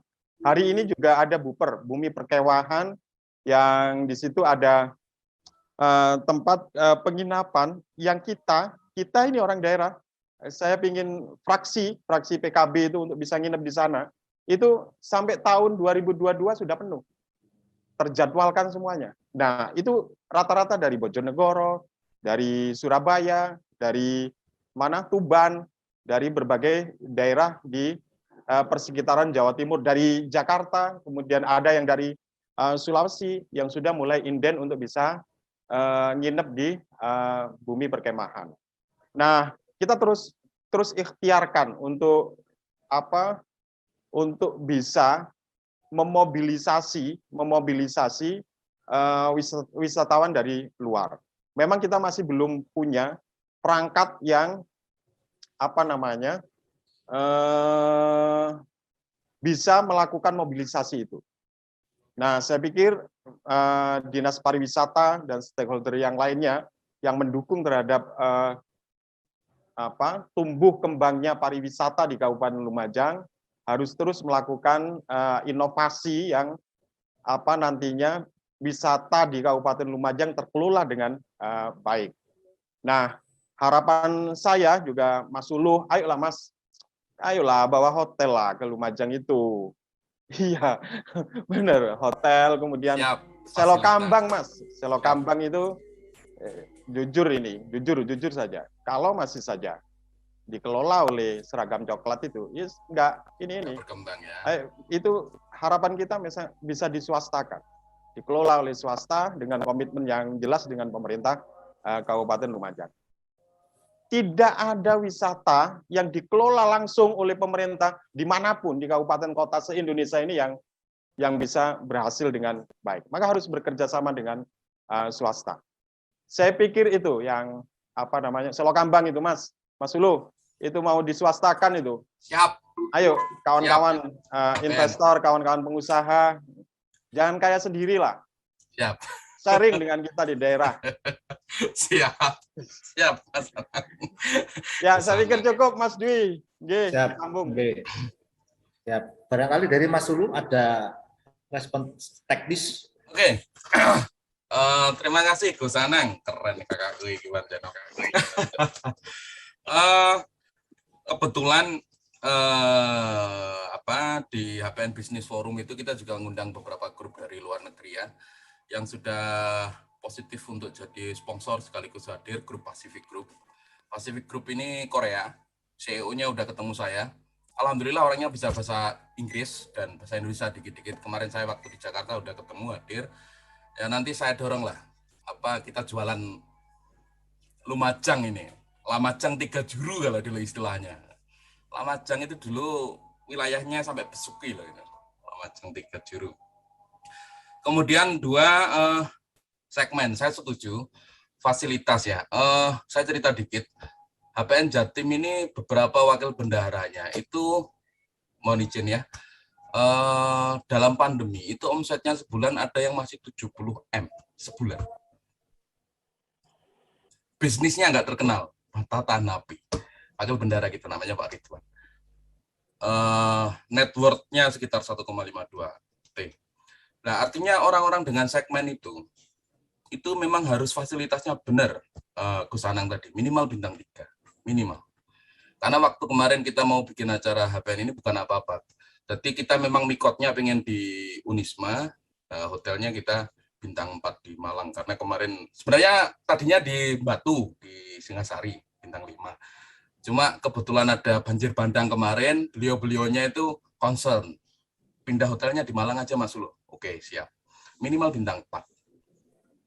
Jadi artinya memang segmen ketika kita ngomong segmen kelompok menengah atas, memang fasilitas harus kita bangun. Kami siap bersinergi, Gus Anang. Jadi habis ini kita follow up. Nanti saya langsung malam ini saya kirim undangan untuk acara akhir bulan di Unisma itu. Nanti saya kenalkan dengan para, jadi HPN Jatim itu unik. Yang kekayaannya gede-gede itu memang di bendara, wakil bendara. Jadi internal kita aja itu sendiri, itu net worth-nya sekitar 20 T. Begitu Pak Anang ceritanya. Jadi saya waktu itu sampai minta izin sama Kiai Marzuki, mohon izin, saya nggarap di sektor corporate sama konglomerasi, saya bilang begitu. Ini memang silent, pekerjaan silent, sehingga memang orangnya nggak banyak, cuman memang networknya luar biasa, luar biasa. Langsung otomatis dengan ketika nanti kita ada fasilitas PAD naik, putaran keuangan di Lumajang naik, otomatis itu. Nah, harapan kita memang begitu ya. Jadi, nah untuk hal itu kita siap untuk menjadi marketing channel. Jujur perusahaan saya punya kantor di Jakarta, Mas Anang, di Equity Tower, lantai 49. Jadi kita marketing channel di sana. Kemarin kita kolaborasi dengan perusahaannya HPN Pusat di Epicentrum. Jadi kita punya marketing channel, siap untuk marketing channel ini berkolaborasi dengan Lumajang lah. Jadi Lumajang punya apa bisa kita kenalkan di sana. Beberapa dari mereka juga insya Allah hadir nanti. Ada yang dari Amerika Latin. Jadi besok akhir bulan ini Unisma rame banget. Unisma ini memang selalu rame memang. Akhir bulan ini kita ngundang segmen yang agak beda di kelompok-kelompok pengusaha itu. Ada investor dari Amerika Latin yang akan datang. Grupnya Pak Didi, pengurus HPN Pusat. Nah, grup Korea itu lengkap, Pak Anang. Jadi beliau itu ada halal centernya. Kemarin saya sudah bilang, halal center nanti pusatkan di Unisma aja. Jadi kita kolaborasi. Karena ternyata grup Pasifik ini juga membawa produk-produk Korea, jadi makanan segala macam. Dan mereka nggak mau masuk Indonesia, halal nggak selesai. Saya bilang, selesai itu di Unisma. Jadi kita bisa kolaborasi sinergi di situ, keren lah. Nah nanti saya berharap, saya memang ada undangan untuk Pak Torik. Saya berharap Mas Anang juga ikut ngisi lah nanti, biar bisa promosinya gencar lah kita.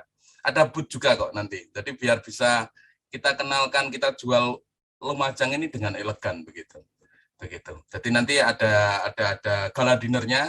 Nah di gala dinner ini harapan kami nanti bisa presentasi. Jadi biar para investor itu siap.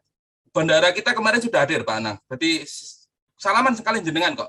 Gus Musodak itu. Gus Musodak itu total asetnya pernah diskus sama saya sekitar 500 M, setengah T. Karena beliau bisnisnya mulai kapal, beliau punya kapal penyeberangan Banyuwangi Bali, punya 4 beliaunya. Kemudian cerita saya punya 2, jadi pengusaha itu kadang begitu, ngomongin lurut ternyata papat ini. Kemudian punya mart, punya banyak mart, jaringan mart, jadi bukan masih 9-an lah sekarang di Sidoarjo. Kemudian punya pabrik kimia, kemarin baru akuisisi pabrik beton di Malang. Jadi memang bisnisnya beliau nggak kelihatan. Sekarang lagi nggarap museum. Jadi kalau ngomong hotel, saya kira beliaunya pasti ngatasi.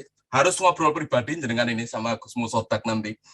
Beliau sekarang lagi nggarap museum Pasmar Marinir. Anggarannya 19 M. Tapi kan bintang 3 angka segitu cukup besan. Mungkin kolaborasi beberapa orang masuk lah Pak Anang, Gus Anang. Nah ini darat clear lah. Kita pikir meeting hari ini sangat barokah lah. Bisa langsung kita link and match-kan langsung. Mohon izin karena saya praktisi dan membawai pengusaha-pengusaha, jadi pembicaranya praktis begini. Sebenarnya saya bikin slide, cuma tak pikir slide-nya dibagi aja Mas Dwi. Lebih menarik ini tadi, bicara Lumajang dan bagaimana kita bukan teoritis lagi, tapi bisa eksekusi pengembangan Lumajang. Termasuk kita memang mengusulkan ada MOU tripartit, jadi Unisma, HPN, dan pihak-pihak yang berkepentingan. Jadi misalkan Lumajang berkepentingan, nanti kita bikin MOU pasca dari HPN Business Forum itu, apa yang akan kita kerjakan bareng, begitu. Tapi kan itu keren banget itu. Jadi apa yang jenengan sampaikan tadi tentang request khusus bagaimana arek-arek mahasiswa Unisma kita mobilisasi ke Lumajang menarik. Kalau ada MOU itu kan ada payungnya, kita ada payungnya. Gitu Mas Dwi, keren forumnya jenengan Mas Dwi, keren. Ya, jadi ya. jembatan, jadi bridging, keren. Atur suwun. Oke, middleman ya. Oke, mungkin dari Prof. Mas Ud ada sedikit sentuhan kaitannya dengan ini. Baik, terima kasih. Sekali lagi banyak informasi Pak Ahmad Anang Saifuddin, Pak Muji Setio, Pak Solo, Pak Budi, Sekretaris HPN. Tadi Pak Yoga juga sudah presentasi ya. Oke. Jadi number one itu we are now living in the era of cooperation and collaboration. Itu pasal pertama. We are now living in the era of cooperation and collaboration. Kita hidup di dalam zaman kerjasama dan kolaborasi. Pasal kedua, suatu hari saya ketemu dengan Pak Erick Thohir bersama Ibu Gubernur, forum cuma berempat. Sebagai pengusaha muda yang usahanya sampai Itali, membeli klub sepak bola, basket, segala macam, kami bertanya, apa yang kurang Pak Erick di dalam kebijakan di Indonesia itu? Nothing else, katanya. Tidak ada yang lain kecuali rencana-rencana Perpres, Perda, Perbub itu tidak dijalankan. Jadi ada delivery policy yang tidak jalan. Kayak mahasiswa saya semester 7 ngerayu kepada pacarnya, kalau engkau jadi istriku, tiap tahun kita umroh, kita akan ke Itali, kemana saja, dan engkau akan saya hidupi dengan darah dan air mata. Itu semester 7 dulu. Sudah kawin 4 tahun, tetap darah dan air mata. Umrohnya nggak ada, ke Eropanya nggak ada, bullshit semua itu. Nah ini tadi penjelasan umum dari apa yang Pak Erick sebagai seorang profesional katakan, the policy is very good and the implementation is very bad. Yang ketiga tentu masuk ke ranah apa yang harus kita kerjakan di sini. Kami di Pascasarjana, di Unisma pada umumnya, di Pusat Studi, tadi Pak Anang, kami punya 11 prodi di Pascasarjana itu. 11 prodi S3 1, S2 10. Jadi kebutuhan apa saja, termasuk ya yang terhormat Pak Solo itu ya sekjen merangkap mahasiswa kami. Baru semester 5 kok, Bro. Nah, ya. Jadi kita ada program namanya Magister Mengabdi dan Doktor Mengabdi. Monggo Pak Anang, jenengan baik sama kita, sama Pak Maskuri, Pak Bupati juga ke sini, secara spiritual, secara kultural kita ini satu kurungan. Jadi nggak ada barrier sekarang. Setannya sudah nggak ada, tinggal malaikat-malaikat saja. Nah, jangan sampai malaikat-malaikat kebaikan ini kita rubah sendiri karena kita jadi menjelma jadi setan-setan tadi. Terima kasih, hormat semua. Insya Allah forum yang 126, 130, tadi 140 orang ini akan kita proyeksikan lagi Pak melalui Pak Dr. Dwi untuk bisa merancang seminar series yang ketiga.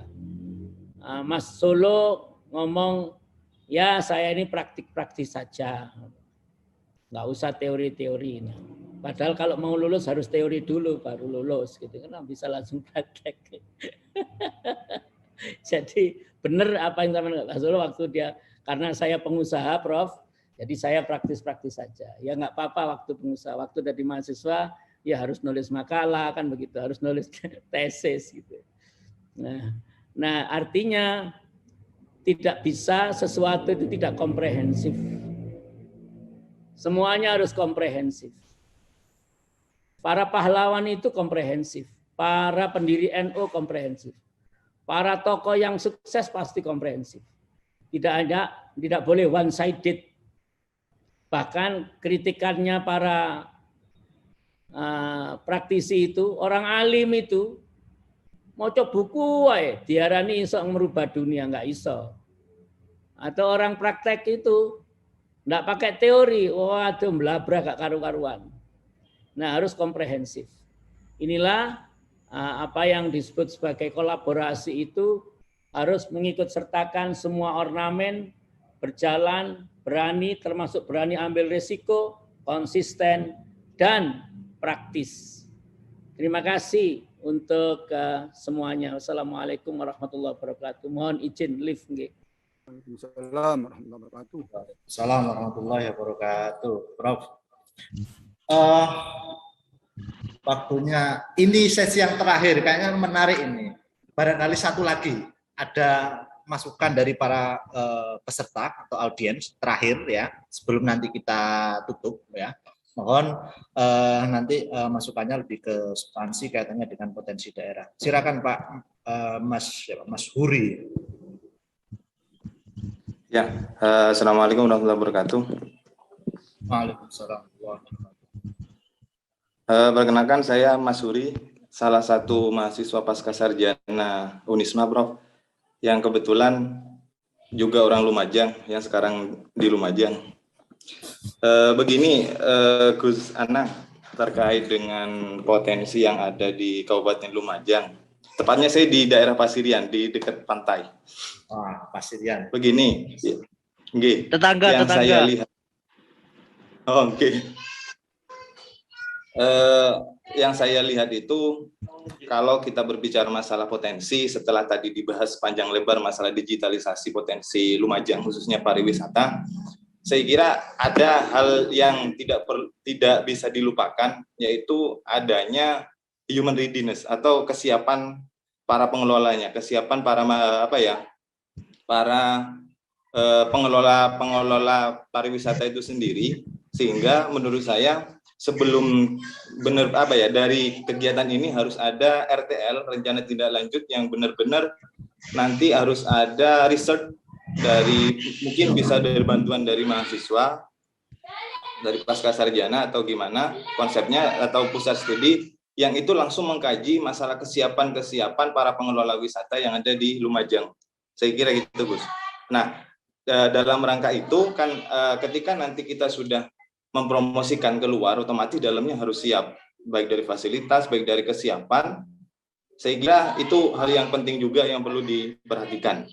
Seperti itu. Jadi kesusahan kami sebagai mahasiswa kan ini, kami belum memiliki ruang yang cukup di kabupaten kami sendiri gitu kan, sekalipun kami kuliah di luar Lumajang, untuk bisa meneliti lebih dalam, untuk melakukan research berdasarkan teori ataupun secara praktek di lapangan mengenai sebenarnya apa yang membuat hambatan, apa yang membuat halangan-halangan yang untuk digitalisasi atau untuk mempromosikan potensi tersebut, kenapa selama ini masih terhalang, selain dari sisi prasarana ataupun pendanaan dan lain sebagainya. Kami ingin lebih memperdalam hambatan-hambatan tersebut. Salah satunya tadi human readiness, yang hipotesa kami ada di sana, sehingga profesionalitas sangat penting bagi pengelola wisata, karena sejauh yang kami lihat di Malang, di sana meskipun sudah swasta, tapi profesionalitas itu number one, sehingga membuat turis itu tertarik selain dari fasilitasnya. Terima kasih. Terima kasih Mas Bauri. Mungkin ini mohon maaf ya, barangkali nanti ada yang resen, ini yang terakhir, nanti bisa dilanjut di luar forum, mengingat waktu juga gitu ya. Baik, ini masukan dan juga pertanyaan yang terakhir, barangkali dari Gus Anang, nanti bisa dilanjut oleh Mas Ulu, atau mungkin narasumber yang lain. Silakan, ini asli putra daerah ya, atas keresahan gitu kan, refleksi juga mengamati seperti apa kondisi potensi wisata yang ada di Kabupaten Lumajang. Saya rasa ini data primer, Gus. Ini data-data primer ini. Semua tadi yang merespon adalah asli putra daerah Lumajang. Silakan, Gus.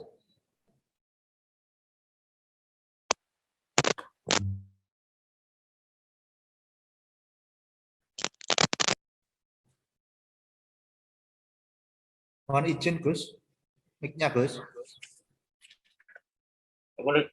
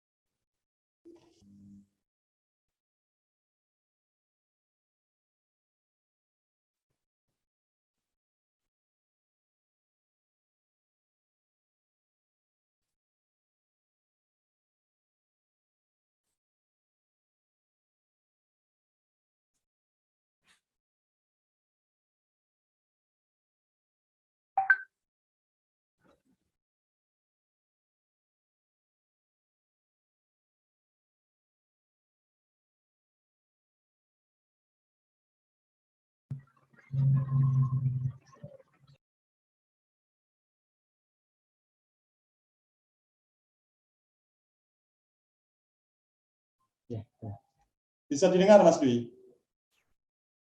Ya. Ya, Mas Uri, terima kasih masukannya. Kita punya di Lumajang punya DRD, Dewan Riset Daerah, yang setiap saat kita bisa menerima masukan, kita bisa berdiskusi bersama, dan mungkin juga ini juga saya mau ada acara Mas Dwi. Terima kasih Mas Dwi, terima kasih Mas Dwi sudah dengan kegiatan hari ini sungguh sangat luar biasa. Kita berterima kasih atas nama masyarakat Lumajang terhadap kawan-kawan Lumajang yang di daerah yang sangat peduli terhadap Kabupaten Lumajang. Dan ya kita ini selalu setiap di depan cermin, saya selalu berjanji kepada Pak Bupati dan semuanya kawan-kawan di Lumajang, setiap bercermin selalu kita katakan tomorrow is today. Saya mohon pamit, Mas Dwi, saya mohon pamit, harus ditunggu beberapa kegiatan dengan alumni Sidogiri. Wallahul muwaffiq ila aqwamit thoriq. Wassalamualaikum warahmatullahi wabarakatuh. Waalaikumsalam warahmatullahi wabarakatuh. Terima kasih, Gus.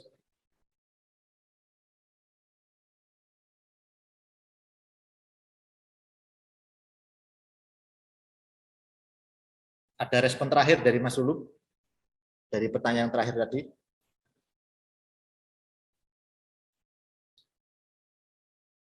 Monggo Mas Ulu. Halo. Mas Ulu. Oke. Oke, respon yang terakhir ini karena Oke. sudah waktunya sore. Oke, siap.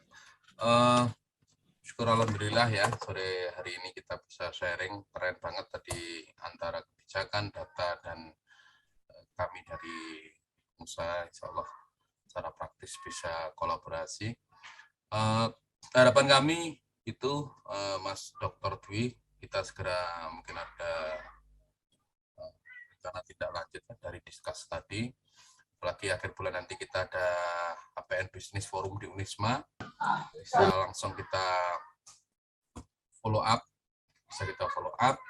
sehingga seperti yang disampaikan Prof. Masud tadi, the policy is very good, but the implementation is very bad, itu nggak terjadi. Idenya api, saya idenya, eksekusinya angel bos. Nah ini yang mungkin kita perlu segera kumpul. Alhamdulillah pas kita 2 minggu lagi ada HPN Business Forum, kita kolaborasi nanti Mas Dwi juga, mungkin juga moderator juga kok Mas Dwi kayaknya nanti. jadi pas nanti bisa kita matchkan dan bisa kita segera eksekusi ya langkah-langkah berikutnya. Itu saja sih Mas Dwi. Matur suwun.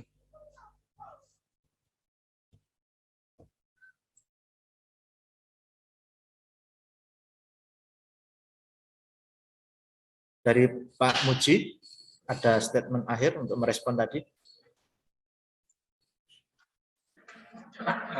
Tidak, saya hanya ingin menyampaikan pengalaman saya, Pak. Jadi kami sering kedatangan tamu dari BPS provinsi maupun dari Jakarta. Memang keluhan kami seperti yang disampaikan oleh banyak tadi peserta, terutama dari Pak Anang, itu memang hotel yang representatif. Jadi di Kabupaten Lumajang memang baru ada, ya kalau boleh dibilang baru ada 2 yang representatif, yaitu Hotel Gajah Mada dan Abi. Untuk Gajah Mada ini sepertinya memang full book terus ya, jadi kalau tamu dadakan tuh sepertinya sulit untuk mendapatkan kamar yang layak, jadi gitu. Ya, memang ini memang hal yang harus segera dibenahi oleh Kabupaten Lumajang kalau ingin mendongkrak pariwisata. Nah, memang kita sudah punya modal alam yang memang eksotik. Saya setuju sekali karena saya beberapa daerah sudah saya tempati untuk dinas. Memang Lumajang ini banyak sekali pariwisata, objek pariwisata dan sumber daya alam. Kemudian jalan penghubung dari Probolinggo ke Lumajang ini juga banyak sekali dikeluhkan karena kemacetan, terutama yang disampaikan Pak Dwi tadi ketika pagi di Pasar Ranuyoso itu, kemudian sore ketika truk-truk besar-besar ya, truk pasir, truk kayu ini sudah mulai keluar. Ini sangat membuat tamu-tamu kami merasa ini kendala untuk berkunjung ke Lumajang. Itu mungkin yang memang harus segera kita benahi supaya PAD kita meningkat, PDRB Lumajang meningkat, kemudian potensi wisata bisa digali dan dikembangkan. Terima kasih, itu mungkin Mbak Dwi dari saya.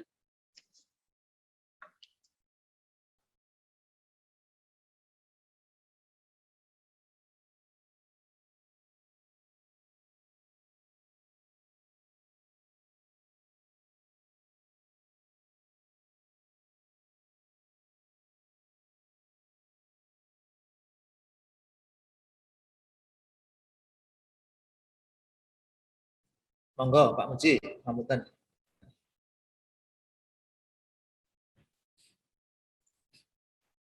Halo, tadi kami sudah menyampaikan. Oke, sudah ya Pak Muji ya?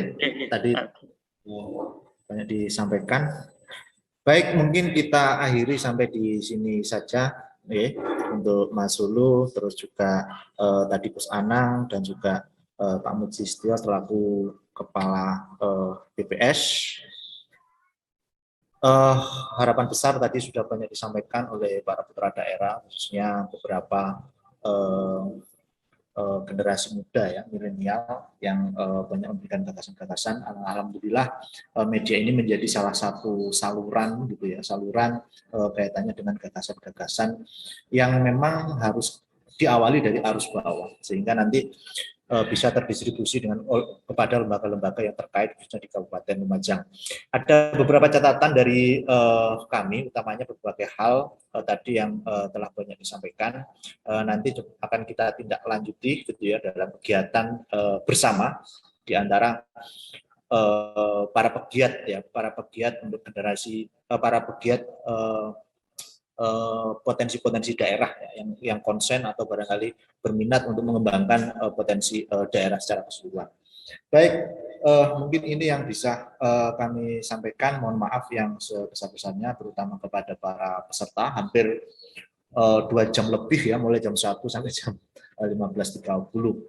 Nah, mudah-mudahan kegiatan ini diberkahi untuk kita semua. Baik. Amin. marilah kita tutup acara webinar. Ya, mohon untuk daftar adik bisa diisi karena nanti langsung kita feedback untuk sertifikat dari pasca sarjana. Baik, terima kasih. Itu tadi kegiatan webinar kaitannya dengan digitalisasi potensi daerah Kabupaten Lumajang. Marilah kita tutup kegiatan webinar ini dengan membaca surat Al-Fatihah dan surat Al-Asr. Bismillah.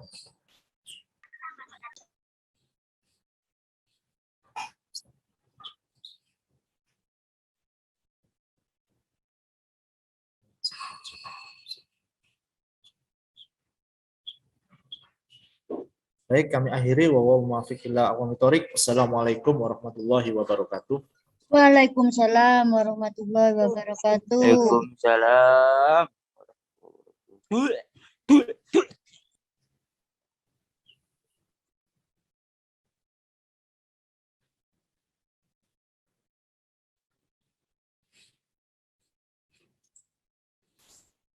Pamit ya Mas Dwi, terima kasih. Siap-siap. Nggih, tenang, untuk Mas Lu.